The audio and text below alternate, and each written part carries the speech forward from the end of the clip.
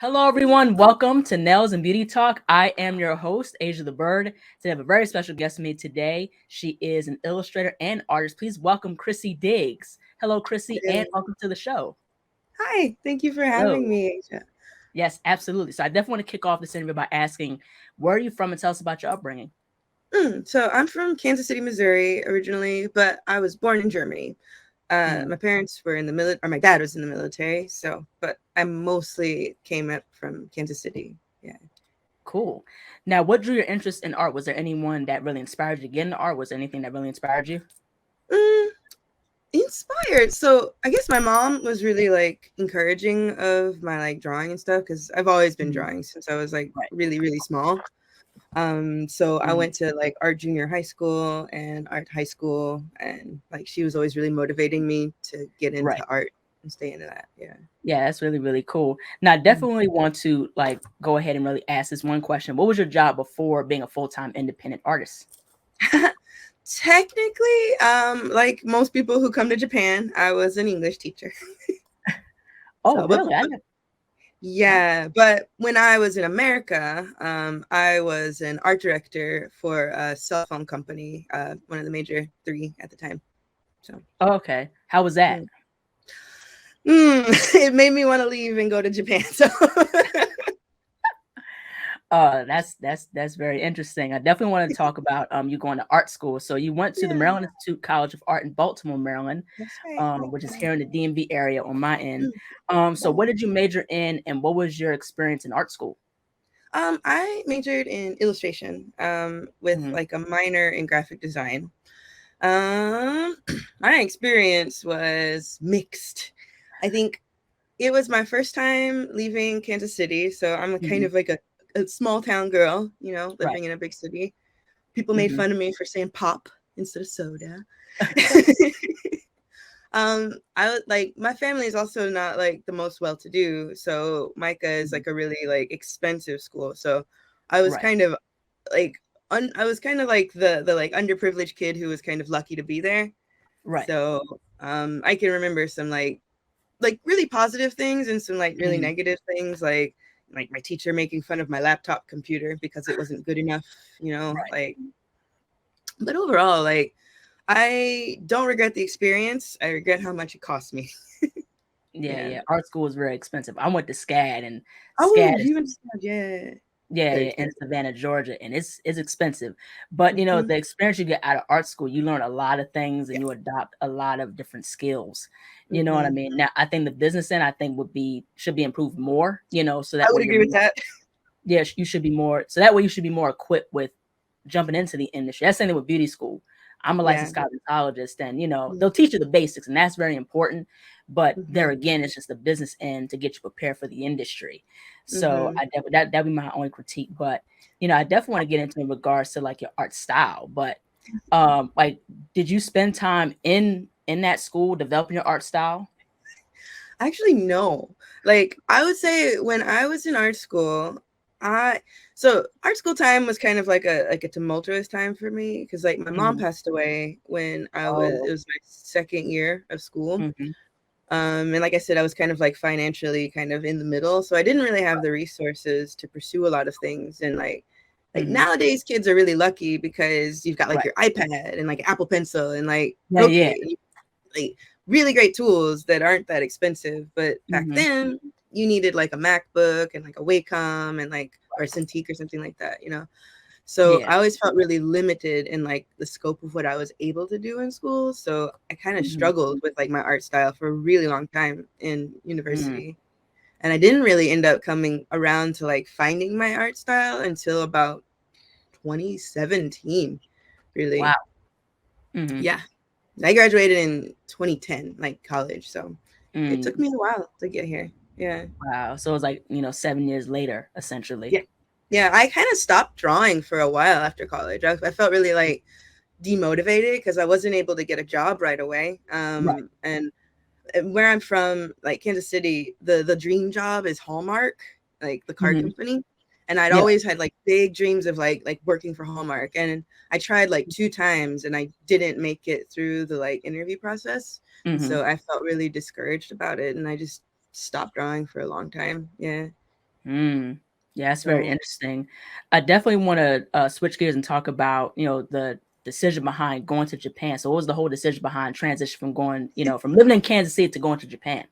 hmm, kind of stupid, but my boss, I went to Japan for vacation in Mhm. 2019, and it was really fun. And when I came back, I wouldn't stop talking like Japanese to my Right. coworkers and my boss, or whatever.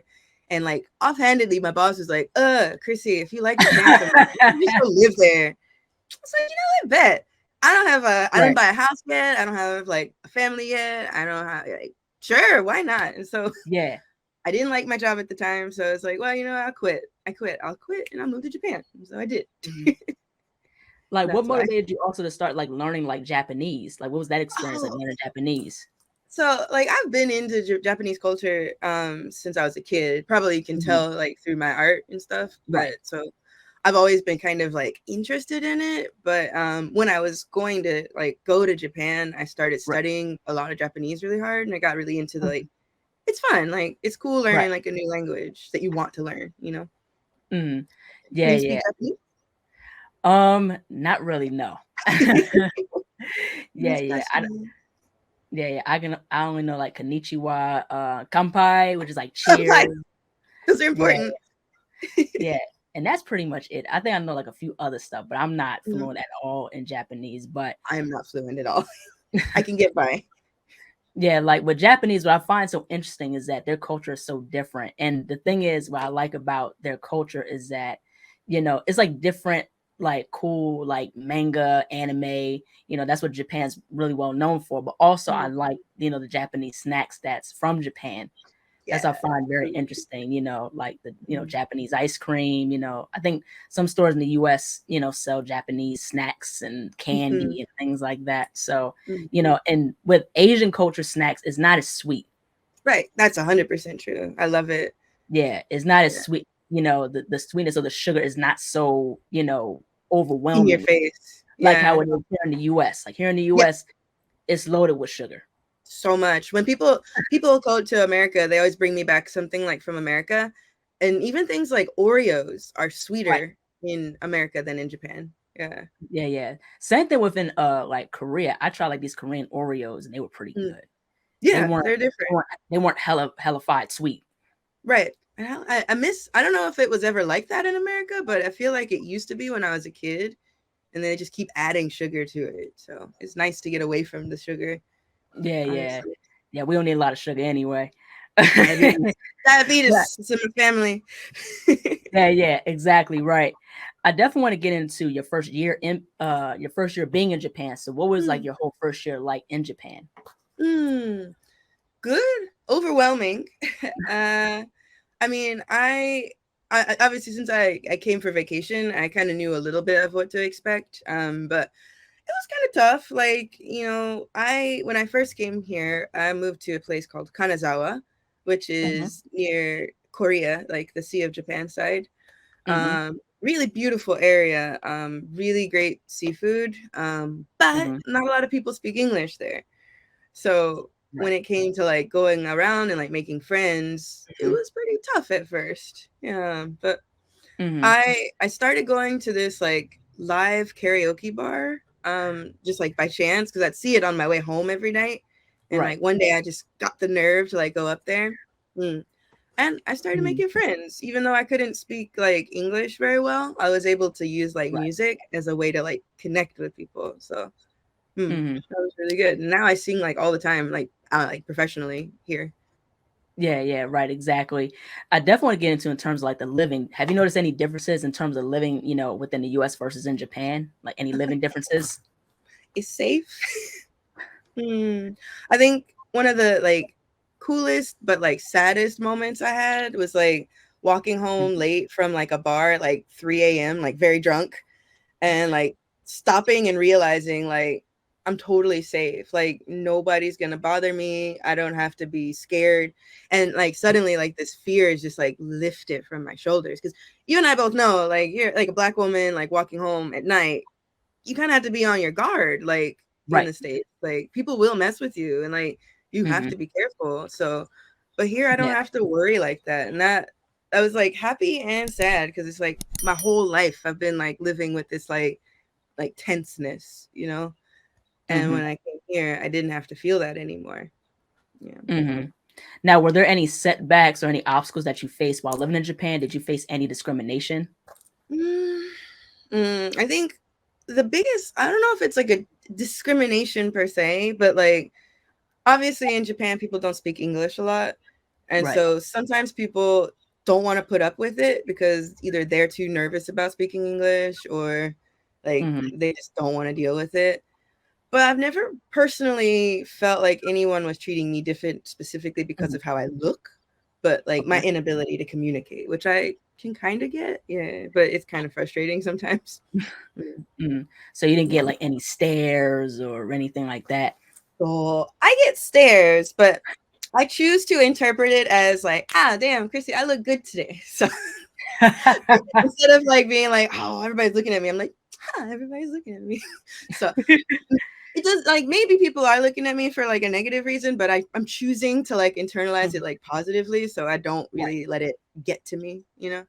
Mm, So right. yeah. In terms of the art scene as well, have you noticed any Mm. differences within the art scene, like in the US versus in Japan? Have you noticed anything different within Japan versus the US in Mm. regards to art? It's hard to say. Like I said, I didn't really start getting into like being a professional artist until pretty late in my career. Like around Hmm. 2017, I was working, so I didn't really participate in the like art scene in Kansas City. And Hmm. since I went to school in Baltimore, most of my like creative friends are like East Coast people, so I never really got to experience that out there. But here, Hmm. I mean, there are a lot of opportunities. Like people are eager to like work with you to like host Hmm. your work and stuff like that. I've Hmm. been invited to a lot of like art exhibitions and stuff like that. Yeah, there's just a lot of opportunities out here. Mm. Yeah, that's cool. I definitely want to really ask, like, within regards to your art style, where do you draw inspiration from? Hmm. I guess obviously, like I said, I like anime. I like Hmm. Japanese like illustrators a lot. I don't know if you know Yoshitaka Amano.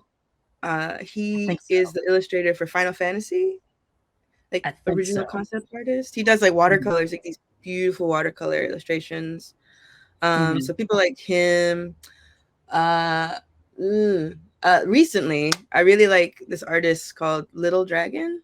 I think, or Hmm. no, Dra- Tiny Dragon, Thunder Dragon. I forget. I have a picture of her art. Hold on. She came out like recently with like this limited edition like ice cream. Little That's Thunder, cool. Little Thunder. That's who. I really Yeah, that's like cool. what she does. I think she's a Chinese artist. Hmm.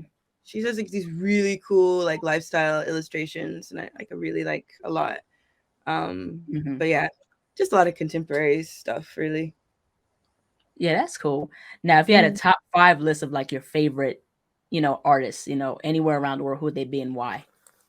Oh, that's a hard question. I remember looking at that question and I thought, I don't know. Like obviously Yoshitaka Mano. I like his watercolors and I like his Mhm. spatial sensibility. He's really good at minimalism as far as like composition goes. So Right. when I make my compositions, I tend to like think about the negative space a lot. Mhm. And I think that comes a bit from like his art. Mhm. Eh, 5. That's such a big number. なんとか. I don't know. Can I pass? Yeah, I mean, or you could do I like at least the top three. I like Muka, Alphonse Muka. Mhm. Do you know Muka? I don't think so. He's like a French artist from like a long, long time ago. He's famous for like Art Nouveau. I really like the Art Nouveau style of like art. Mhm. Like I the think I've heard detail. of him. I think so. Yeah. You've definitely seen his work. Like he's like really, Mhm. really famous. He was like one of the first like poster design illustrators that kind of like Mhm. changed the game. Who else? Other people. I'm sorry. I'm really bad at this. It's cool. Yeah, I'll get back to you. Okay. Yeah, it's totally cool. Yeah, like for me, it's like Kim Jong Gi. You know. Oh, so sad he passed away recently. Yeah. Yeah, he's awesome too. Yeah, Go like on. his I want to hear art yours. is amazing. Yeah. His art was Like the fact that he can just effortlessly like. yeah, do it from memory. Like Mm. that's crazy. I think another artist I would say James Jean. I was just gonna say James Dean. Yeah. Yeah, I James yeah. Jean's phenomenal. Kirby Rosanes, he's an artist from the Philippines, Mm, and his work is very, very cool. Another artist I would say is Keith Haring. mm. I love Keith Haring's work, and Jean-Michel Basquiat. Basquiat is great. Jamie Hewitt. Mm-hmm. Jamie Hewitt. I like Jamie Hewitt as well. Um, I was gonna say James Dean because James Dean came to Micah to like meet us like when I was in school and like showed us like a watercolor demo. Oh, Like that's cool. from yeah, really cool. Like way back when he was just kind of doing like the Black Parade like album art for My Chemical Romance. Yeah. But Mm-hmm. he's really inspirational too. So yeah. Yeah, that's really, really cool. Yeah. Now, in terms of also being in Japan, have you ever had any exhibitions showcasing your work? Yeah, I've had one, two, three, four exhibitions now. Mm. I That's had cool. two. Yeah, it's like I said, it was like my first time doing something like that. And so Mhm. the first time I got asked to do it, basically I had no work to put in it. So I had to make so I did like the zodiac theme and I made like 23 paintings, like acrylic Okay. paintings in the space of like a month. So I would Wow. go to work and then come home and just like paint, paint, paint, paint, paint, paint, paint. But I Mhm. did it. So that was Yeah, yeah. really fun. Yeah. Yeah, that's crazy. Like you did like 4 exhibitions? Yeah. Yeah, that's cool. Solo. It's Like what's like the crazy. other exhibitions like? So yeah, they've all been at like bar or restaurants, so not like Okay. gallery exhibitions, but like I was allowed to like take over the whole space. So I was able to Okay. like put out all of my art and like I sold Mhm. prints and I was able to sell like merchandise as well. And Mhm. it was really great. Like the community support was great. A lot of like Japanese people came out and like liked my work and like talked to me about my work. Especially like it makes me Mhm. really happy when like children, like Japanese children come up to me and they're like, "Oh, I like her hair. It's so fluffy and like cute." And I'm like, "Yes." I'm like trying to spread a curly hair like revolution in the world, because Right. I didn't like my hair for a really long time because I grew up, in a time when relaxing your hair was like normal. Right. And like one of the things I want to try and do with my art is like accept curly hair and like show how cool it can be so that not just like other girls can like it more, but I can feel more confident with it too. It's like a personal like self work for me. So Yeah, yeah, absolutely. And I can see within some pieces of your work where you mhm. have that representation of like young girls with their natural hair, Yeah. in bright color outfits and things Mm, like that. So that's what I really love to see because I think mm, that's totally needed in art in general. Because of course in art school you learn mostly Western European type history. yeah. There's a Mm, very less representation in regards to Black people in art. yes. Yeah. And Unless you take so a specific class. Yeah. yeah, yeah, right, exactly. So it's Mhm. really cool to see a lot of artists, including yourself, that's really about like, hey, we need to have Black representation in our artwork. Yeah. And it was kind of a conscious decision on my part because like you said, when you go to art school, it's a predominantly like white Western like an Mhm. environment. So you learn like Right. that. And like I realized like at one point about my art, like I don't choose to draw them, but I was like drawing white people a lot without really thinking about it. And I was like, why Right. am I doing that? I Right. like I'm always getting sad when I don't see representation. And I'm like, well, why don't I make the representation? So now Mhm. like it's really like a concerted effort for me to like be conscious of that and like show that so the young people have that, because I wish I had that. So Mhm. I definitely agree with that. I definitely want to get in terms of commissions. So you offer commissions, I and do. one of the questions is that like for someone who wants to do commissions, how should one charge doing commissions? How should one deal with clients that want commissions? That is like the hardest question to like think about, I think, when anybody goes into commissioning. Because like Mhm. on one hand, of course, you want to, not make people get afraid of you by like charging what you feel is like appropriate. But I think the most Mhm. important thing has been like the easiest way for me has just been like an hourly rate. Right. I've gotten down to like the point where I know how much time it takes me to draw usually. Mhm. And so I just give like a base rate per hour. and I always give free sketches, and then revisions are extra. So I encourage people to like take the time with a sketch before they make a final decision about anything, because I think a lot of people want to see the final before they make a decision, but that takes up your time.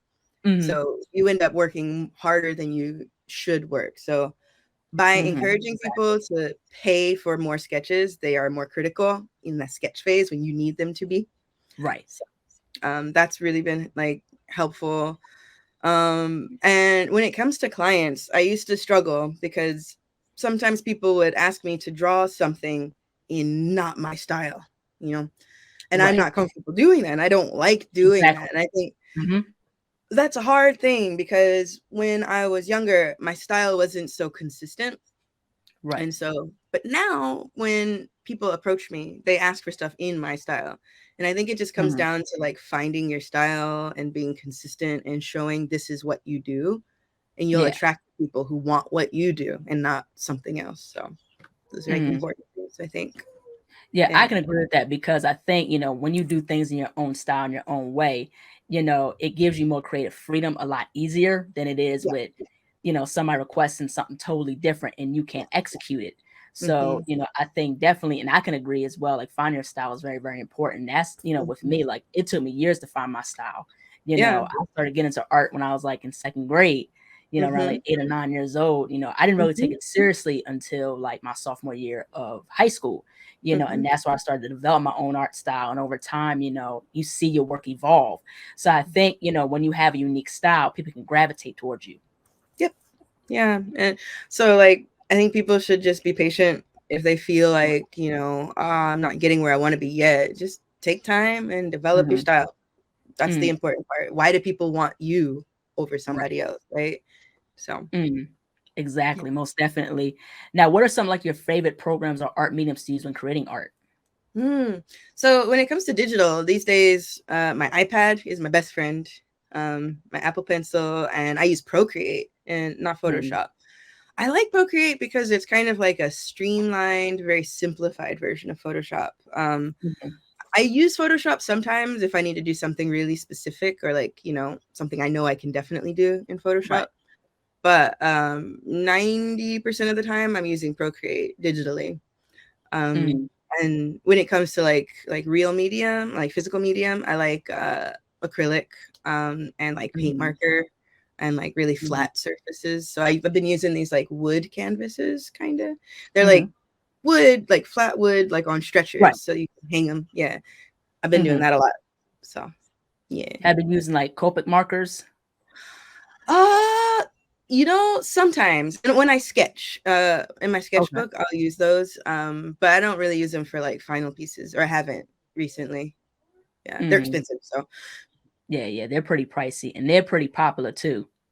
actually, what's cool in Japan, you can buy kind of like alcohol markers from the 100 yen shop, which is like a dollar shop. So you can get Okay. them for like $1, and they're actually pretty good. Yeah, Okay. Wow, yeah. $1. So That's pretty yeah, reasonable. well, less than $1 because the yen is Oh, like okay. weak. But yeah, Yeah, because I so know like, Copic markers, they be like hundreds of dollars. yeah, for a full set. Yeah. Yeah, they ain't Actually, cheap. this artist, this Little Thunder, she has like her own like Copic marker series. Oh, wow. Yeah, she's like my aspirational goals as far as like putting my name out Mhm. there on stuff. Yeah. Yeah, that's really cool. Yeah, Procreate is pretty popular. Mm. Another like I think one of the mediums also that's very, very popular too, a traditional medium is Posca markers. Oh That's yeah, I been use very Poscas. popular. Yeah, Yeah. Poscas are pretty good. Those are my go-to when I draw like black and white. I love Mm. drawing black and white art. Yeah, when I do acrylic, I use Posca for my the line art, Mhm, outlines. It gives it this really mhm. like illustrative look. Yeah. Yeah, yeah, right, exactly. Also, gouache is pretty good. I like Yeah. that mix between acrylic and watercolor, like that Yeah. hybrid. You know what Yeah. I'm saying? I've been meaning to like paint like with like gouache and acrylic more. Like I want to work on children's books at some point, and I feel I Oh, should that's cool. watercolor. Yeah. Yeah, yeah, that'd be really, really cool. Mm. So, since making the decision in terms of being a full-time artist, like what are some of your plans that you want to, execute, or what are some things that you plan to do in regards to your brand, in regards to your art? So Right now, so I'm a full-time artist. My partner and I, we started our own company in Japan, Okay. actually. Cool. So our first project is a game, like a Okay. card game, and I'm doing all the art for it, like all of the like art Mhm. direction and like graphic design, and he's doing the game mechanic design. Okay. So we're going to be doing like a crowdfunding to try Mhm. and like publish this game. It's called Knockoff. It's about getting rid of like bootleg goods. It's like a lying game. So, and it's actually coming along really, really well. It's like in prototype phase. So, All right. doing all of the illustration for that. And then other than that, I have my Patreon, which I do a monthly sticker club. So Okay. like every month, the community all vote and they design like a new sticker together, and I'll do live streams with that while I draw. Mhm. And hopefully in the later half of this year or starting from next year, I want to start doing more clothing. Mhm. So clothing and like print shop online are like two Mhm. big goals that I want to do. And then yeah, finally I want to like do more like in the community kind of art and stuff like that. I Mhm. want to do more shows, and I'm thinking I want to do some kind of like what do you call it? Like art class, like Mhm. kind of like draw along or like paint along kind of Right. thing, just kind of for educational and like fun stuff. That'd Yeah. be cool. Yeah, I could Mm. definitely see you having your own like T-shirts or like a children's Yeah. book and things Mm. like that, like cars. That's really, really cool. Yeah, the company that we started is basically a multimedia company. Mhm. So wherever there's an opportunity to kind of blend our skills and like creativity and like Mhm. writing, definitely taking them. So storybooks for sure are in the project line. More games, Mhm. yeah, that kind of stuff, and of course commissions. So mm. Yeah, that'd be really, really cool. I definitely want to touch on this one topic. So, with being an artist, with us as artists, I think it's very important for us to find our tribe and to be around like-minded people, like-minded creatives. I Mm. definitely want to ask, like, in regards to, while being in Japan, living in Japan, have you been able to find other Black creators within Japan? Mm. I have been able to find other Black musicians in Hmm. Japan, and maybe I have met one other like illustrator since I've been here. Hmm. But I've really just started living in Nagoya, so really my community Hmm. is kind of small, but it's really diverse. My favorite thing about Japan is that like there's so many people from so many places like around the Right. world. Like I've never met people from Hmm. Australia or Africa or like Brazil or like Philippines. Like I have a Hmm. lot of like friends from everywhere, which is really cool for me. I love learning about different cultures, but Hmm. mostly in the space of music have I found other like Black creatives. There's like a really strong like music community in Nagoya, and so that's Hmm. mostly where my friends are, but not any like digital or like creative visual creatives. Mm. So not like illustrators or like animators or ones who have like their own digital production company or things like that. Not yet, but please reach out. I want to make friends. Yeah, So yeah, yeah, absolutely. Like how have you been able to balance being an artist with mental health? that's always an important question. Like all things with mental health, it's been ups and downs. I think Mhm. Absolutely. being confident in finding my own style and like so I don't use social media that much anymore. Mhm.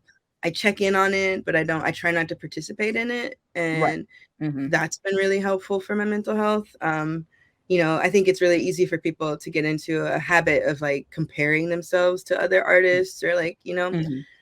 and the more you do that, I feel like the less motivated you feel about your own art, So I try Right. and distance myself from that, and just focus on doing things that I love and hope that other people love it too. And that's just kind of been my vibe around that. But you Mhm. know, being in a country that is completely different from your own also takes a hit on your mental health, with like family members and like, people passing away and you can't be there. And it's like, it can be tough, but, you know, I've been lucky in that I've been able Mhm. to make friends and like form relationships here that have helped me get through things, and they support me with my art and stuff like Mhm. that. So, hmm. Mhm. Overall, ups and downs, currently on an uptrend. Right. Yeah, Yeah. yeah. It can be, very, very hard to balance sometimes. And especially like, we live in a time of social media. So it can be easy, like how you said, to really compare yourself to other people. You know what I mean? And plus you shouldn't, and have your own lane because, everybody has their own, style to what they do and things like that. Mhm. And so it can be too much when you just scroll so much on social media. And sometimes you got to get off. And there's times where I'm like, let me just get off and things like that and just do my own thing and like, take inspiration from what they do, but don't compare yourself. Yeah, absolutely. So important. Yeah. Mhm. Scrolling time. Don't I won't get TikTok because I had it for like a few days and I realized how much time I was just spending looking at it and I was like, no, I can't. If I do this, I can't make art. So Right. I just don't do that, right? So Yeah, absolutely. Now, has there been moments that you've been able to travel like in between like the US and Japan? yeah, actually last year for the first time because I got here a week before COVID happened. So I was kind of stranded here for lack of a better word, but Mm. I did go back in last summer, actually, about a year ago from today, and that was weird. Culture shock. Yeah, Mhm. Now for loud. someone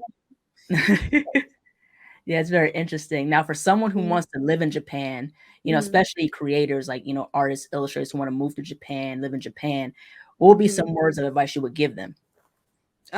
Learn Japanese. Right. You will not get very far trying to be a professional if you do not learn Japanese. Right. I'm still trying to do that. Mhm. Another big thing, there's a lot of opportunity in Japan. And Japan is willing to help even foreigners, like immigrants, start Right. businesses here. Mhm. And they offer a lot of. So, for example, I live in Nagoya now, Mhm. and Nagoya offers assistance for people starting small businesses in English Right. and Japanese. So Mhm. I would say don't be afraid to come out here and try and do something ambitious because I always tell people like your difference in Japan is kind of like a superpower. Right. People are excited and interested in like different people doing different Right. things. Mhm. So don't be afraid to come out here and take a chance if you have a good idea and a good strategy about how to do that. It's possible. It's totally possible. There's a guy from America, like a black guy. He is like one of the most popular like J-pop like singers, like Japanese Mhm. like singers, and he just liked singing and he came out here and he's a professional and he like on TV. Like there's a lot of opportunity. So don't be afraid to try. Like Mhm. you'd be surprised what you can do if you just try out here.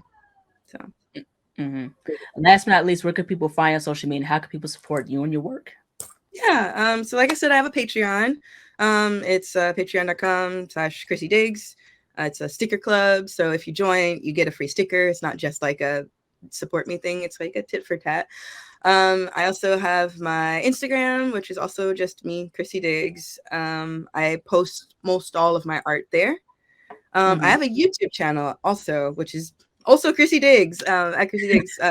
So I'm starting to do more like video content now that I have more free time as a full-time artist. So be on the lookout there. And if you, for some reason, want to watch my Twitter, I'm also on Twitter at Krissy Diggs. I started everything really early, so I got my name on like every social media thing. Mhm. No Yeah. ones or zeros. But yeah, that's basically where you can find me. Hmm. All right. Well, thank you so much, Chrissy, for jumping onto the show. Your work is Yeah, absolutely great. I really thank enjoyed you. getting to know you and your work. I wish you all the best of luck in Japan and, being an artist and things like that. So, thank you so much. Thank you for having me. It's been a pleasure talking to you. Yes, absolutely. Take care. Thank you. You too. Bye Bye bye. bye.